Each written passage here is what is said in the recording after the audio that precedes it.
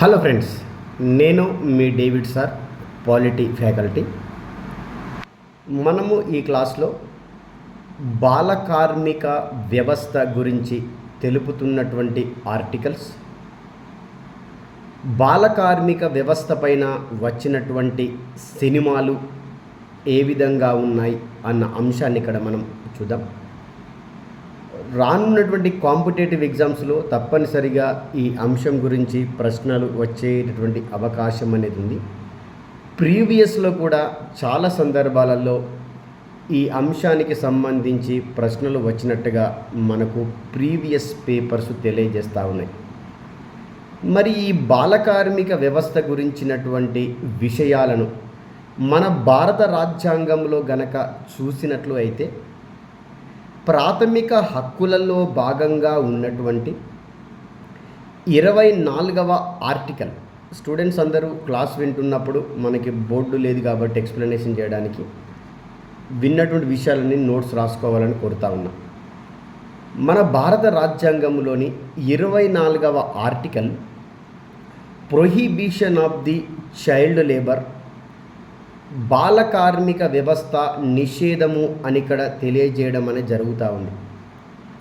మరి ఈ బాల కార్మిక వ్యవస్థ నిషేధానికి సంబంధించిన విషయాలు భారత రాజ్యాంగంలో ఉన్నాయి. అయితే ఎలాంటి పద్ధతులలో, ఎలాంటి విధానాల ద్వారా ఈ బాల కార్మిక వ్యవస్థను భారతదేశంలో నిషేధించాలి అనంటే మన భారత పార్లమెంటు చేసినటువంటి చట్టాల ద్వారా, చట్టాలని ఆసరగా చేసుకొని ఈ బాల కార్మిక వ్యవస్థను నిషేధించడం అనేది జరుగుతూ ఉంది.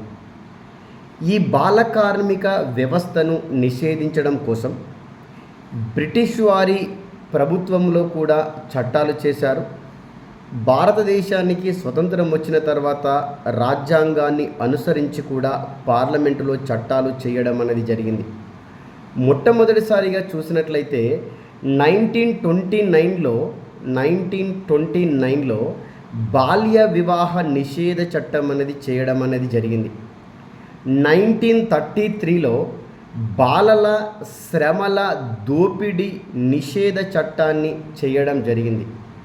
1938లో బాలల ఉపాధి హక్కుల చట్టాన్ని చేయడం అనేది జరిగింది. 1948లో ఫ్యాక్టరీల చట్టాన్ని చేయడం జరిగింది. ఈ చట్టాలన్నీ కూడా మనకు రాజ్యాంగము అమలులోనికి రాకంటే ముందే చేసినటువంటి చట్టాలు. 1952లో మైనింగ్ యాక్ట్ అంటాం, దాన్ని గనుల చట్టం అంటాం. 1958లో మర్చెంట్ షిప్పింగ్ యాక్ట్ అంటాం. 1966లో బీడీ మరియు సిగరెట్ కంపెనీల చట్టం అంటాం. దీని గురించి చాలా సందర్భాలలో మనకి ప్రశ్న వచ్చింది. తర్వాత మనకి 2005లో బాలల జాతీయ హక్కుల పరిరక్షణ కమిషన్ని ఏర్పాటు చేయడం జరిగింది. 2015లో బాలల న్యాయ చట్టాన్ని చేయడం జరిగింది. మరి ఇవన్నీ చేస్తూ ఉన్నారు, ఓకే. కానీ దీనిపైన ఒక కమిటీని కూడా వేశారు 1979వ సంవత్సరంలో. ఆ కమిటీ పేరు ఏంటంటే గురుపాద స్వామి కమిటీ. అయితే ఈ కమిటీ ఏం చేసిందంటే భారతదేశంలో బాల కార్మిక వ్యవస్థను నిషేధించాలని చెప్తే మన భారత పార్లమెంటు 1986వ సంవత్సరంలో బాల కార్మిక నిషేధ చట్టాన్ని చేయడం జరిగింది.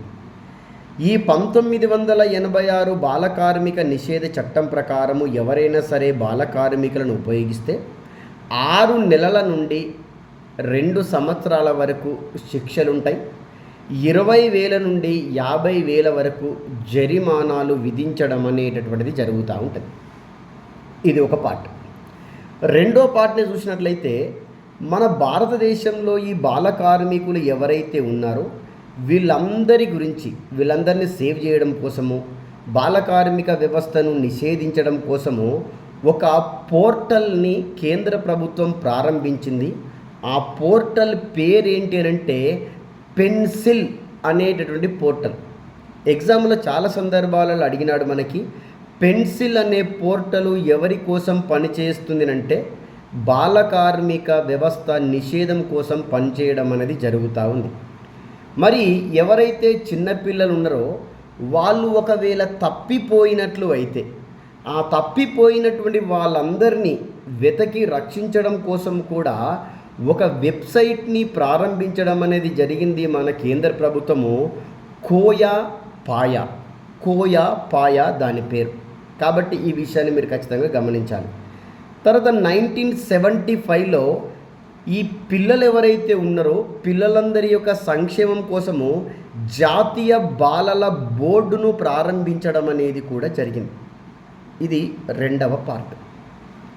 ఇంకా 3వ పార్ట్లో మనం కొన్ని విషయాలు చూస్తాం. ఏంటంటే బాల కార్మిక వ్యవస్థ నిషేధం కోసం లేదా బాల కార్మిక వ్యవస్థ నిషేధం పైన వచ్చినటువంటి సినిమాలు ఏవి అని చాలా సందర్భాలలో అడిగిండమ్మ. చూడండి, మనకి సలాం బాంబే అనే సినిమా 1988లో రావడం అనేది జరిగింది. ఈ సలాం బాంబే అనేటటువంటి సినిమా దేని గురించి వివరిస్తుందంటే బాంబే వీధులలో చాయ్ దుకాణాల దగ్గర అంటే టీ స్టాల్స్ దగ్గర పనిచేసేటటువంటి ఈ బాల కార్మికుల గురించి వివరిస్తుంది. 2వ సినిమా స్టాన్లీ కా డబ్బా. ఈ సినిమా దేని గురించి తెలియజేస్తుందంటే రెస్టారెంటులలో పనిచేసేటటువంటి బాల కార్మికుల గురించి తెలియజేయడం జరుగుతుంది. 3వ సినిమా అయామ్ కలాం.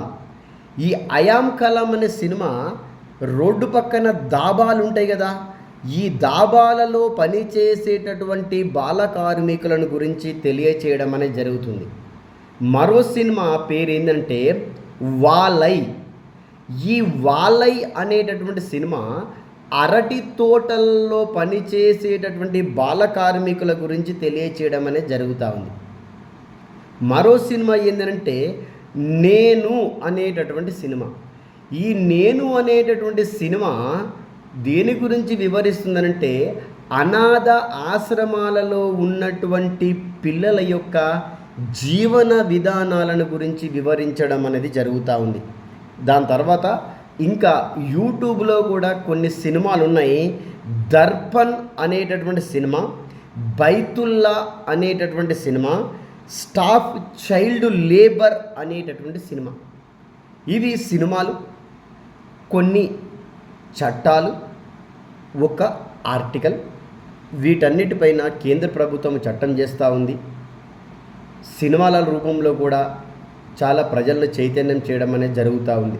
ఎందుకనంటే నేటి బాలలే రేపటి పౌరులు, మనందరికీ తెలిసినటువంటి విషయమే.